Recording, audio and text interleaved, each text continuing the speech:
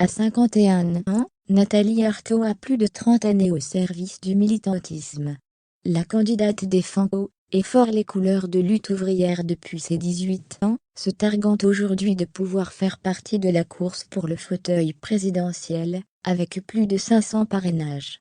Un travail intense, qu'elle a choisi de mener en écartant progressivement l'idée de fonder une famille. La candidate de lutte ouvrière, LO, Nathalie Arthaud est heureuse. Elle a obtenu les 500 parrainages nécessaires pour se présenter à la présidentielle, avant le communiste Fabien Roussel, le leader de Résistons, Jean Lassalle et l'écologiste Yannick Jadot.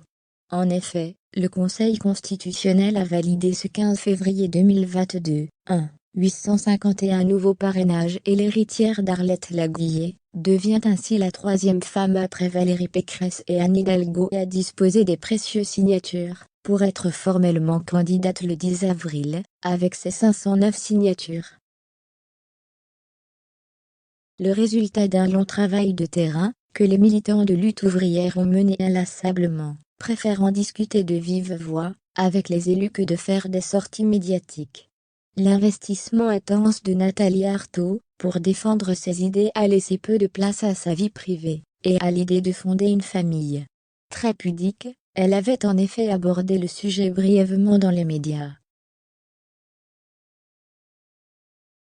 L'enseignante agrégée d'économie et de gestion âgée de 51 ans, a réussi à faire sa place au sein de la course à la présidentielle en obtenant les parrainages nécessaires avant la date fatidique du 4 mars.